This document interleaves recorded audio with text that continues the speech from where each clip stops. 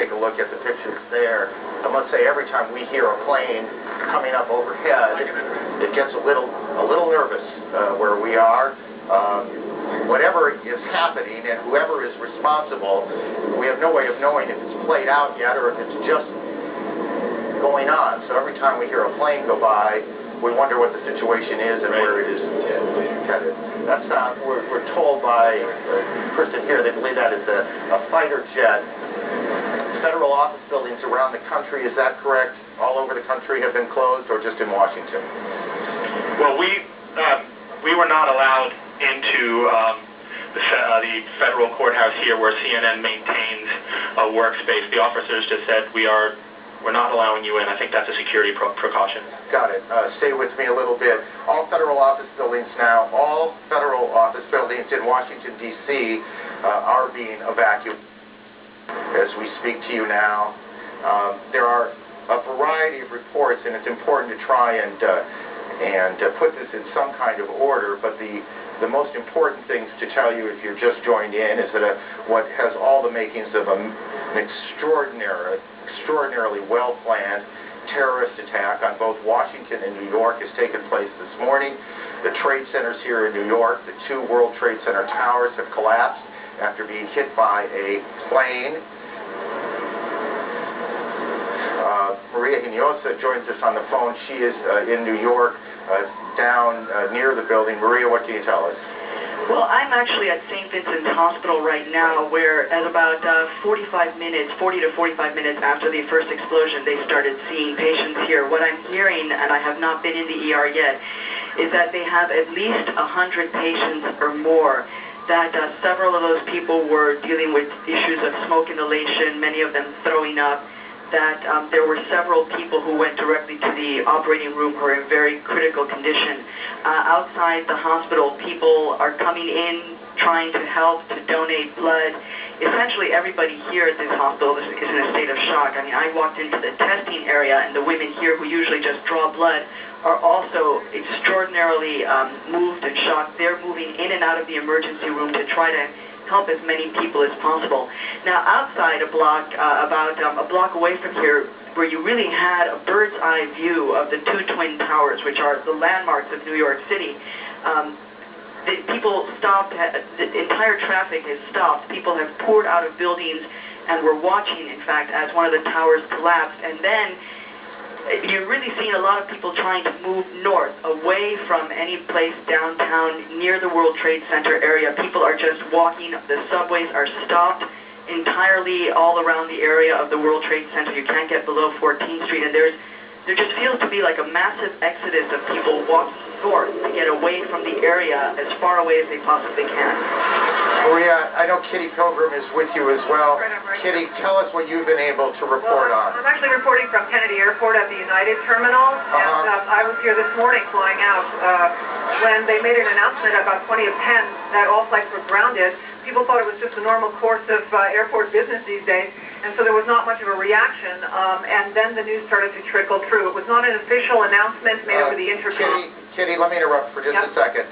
The Associated Press is reporting that federal officials fear that a second hijacked plane or another hijacked plane is headed towards the Pentagon, and I'm looking for the time on this. We will continue to check that out. Kitty, I apologize for interrupting. Why don't you continue? Did we lose her? Everyone didn't react, but then the news came through. I have never seen Kennedy in this condition. I've been here many times. People are in absolute shock. No one's talking. They were just staring at each other with their arms dropped to their sides. A pin could drop in the United Terminal. There were a couple hundred people there, and no one was saying anything. After about 20 minutes, people rushed to the phones. You cannot phone out. There's no real access back to the city. People are trying to get back. They've unloaded the baggage from the plane. They've asked that everyone pick up their bag and take it out of the terminal and take it home. And they're asking everyone to please leave. People are just finding it difficult to leave. They are not officially evacuating Kennedy Airport at this point, at least at the United Terminal. The attendants have been asked to stay. And again, there's still several hundred people standing around not knowing what to do. No one's even speaking.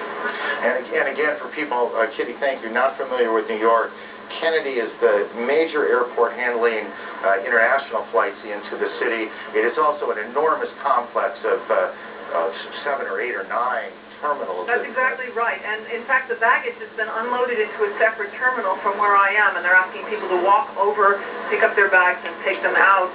It's virtually impossible to get from place to place at Kennedy, and of course, bridges and tunnels into Manhattan are inaccessible at this point. No one has anywhere to go.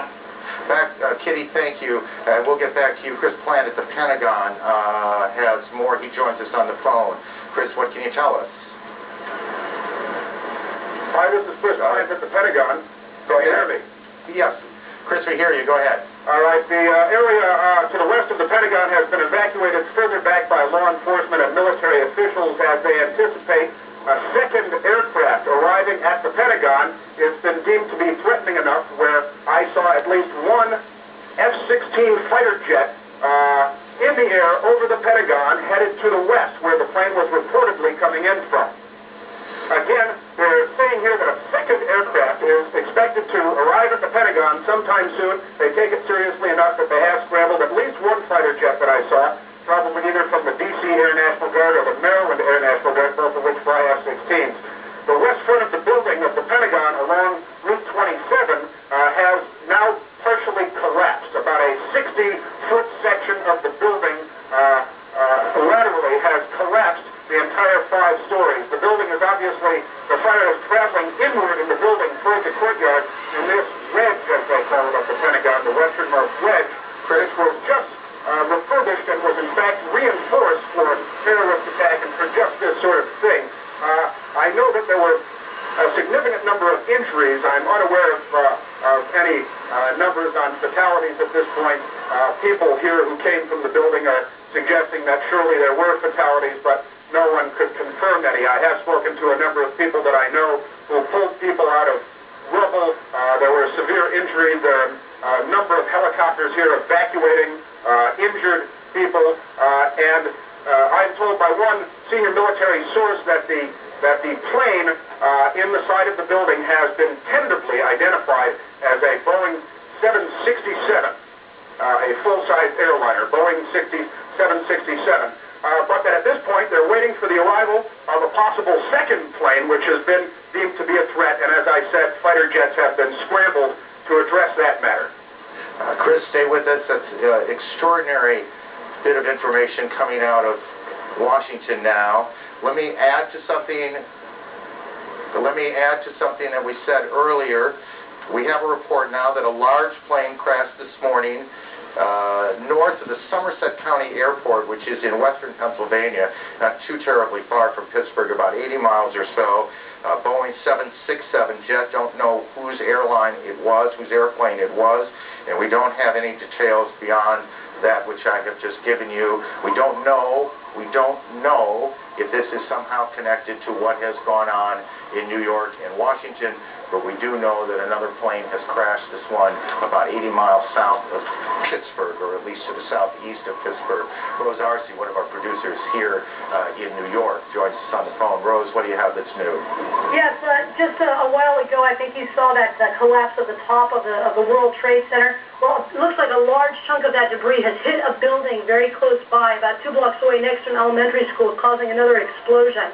So for the last few minutes, I've been watching people running from that direction. There was one man, I'm not mild, you saw on the street.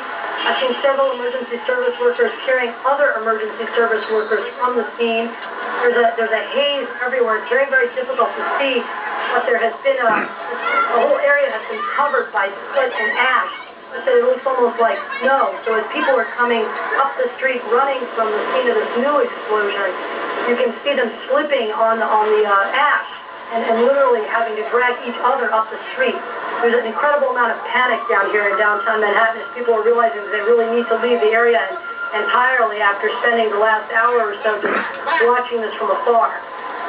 Rose, stay with us. Terrific work. Let me throw another couple of pieces of information out as we continue to put this all together into a straight line if we can. The United Nations has been evacuated. The United Nations building on the east side of Manhattan has been evacuated. The city is this is election day, a primary election for mayor and city council races here in New York. That election has been postponed until further notice.